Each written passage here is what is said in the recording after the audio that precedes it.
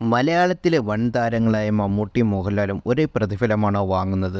സീനിയോറിറ്റിയും പടങ്ങളുടെ എണ്ണവും കണക്കിലാക്കി മമ്മൂട്ടിയാണ് മുന്നിൽ. ഹിറ്റുകളുടെ കണക്കിലും അദ്ദേഹം ഒപ്പത്തിനൊപ്പമുണ്ട്. എന്നിട്ടും കൂടുതൽ ശമ്പളം വാങ്ങുന്ന നടനായ മോഹൻലാൽ മാറി. അതെങ്ങനെ? ഉത്തരം ലളിതം. മോഹൻലാൽ പടങ്ങൾക്ക് ലഭിക്കുന്ന ഇനിഷ്യൽ പുള്ളിങ്ങും ടോട്ടൽ കളക്ഷനും മമ്മൂട്ടി പടങ്ങളേക്കാൾ വളരെ കൂടുതലാണ്. പുലിമുരുകൻ, ലൂസിഫർ എന്നീ സിനിമകളുടെ കളക്ഷൻ മലയാള സിനിമാ ചരിത്രത്തിൽ തന്നെ നാഴികക്കല്ലുകളായി. അഭിനയശേഷിയും മാർക്കറ്റ് വാല്യൂവും കൊണ്ട് മമ്മൂട്ടിയും ഒട്ടും പിന്നിലല്ല. വളരെ ഉയർന്ന പ്രതിഫലം അദ്ദേഹം വാങ്ങുന്നുണ്ട്. എന്നിരുന്നാലും അവർ തമ്മിലുള്ള അന്തരം എന്നതാണ് വസ്തുത. ഒരു കാലത്ത് കാര്യങ്ങൾ മാറിമറിഞ്ഞെന്ന് വരാം. മോഹൻലാൽ സിനിമകൾ തുടർച്ചയായി വീഴുകയും മമ്മൂട്ടി ചിത്രങ്ങൾ കളക്ഷനിൽ മുന്നേറുകയും ചെയ്താൽ സ്ഥിതി നേരെ മറിച്ചുണ്ടാകും. അതാണ് സിനിമാ ലോകം. തെലുങ്കിൽ ചെറിയ സിനിമകളിൽ അഭിനയിച്ചു വന്ന നടനാണ് പ്രവാസ്.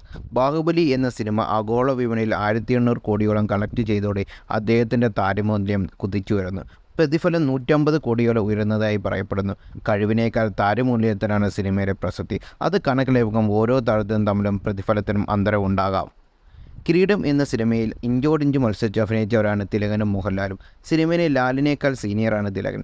അഭിനയ മേഖലയിലും അദ്ദേഹം ഒട്ടും താഴെയല്ല. എന്നാൽ പ്രതിഫലം കണക്കാക്കുമ്പോൾ കടലും കടലാസും തമ്മിലുള്ള വ്യത്യാസം ഉണ്ടാകും.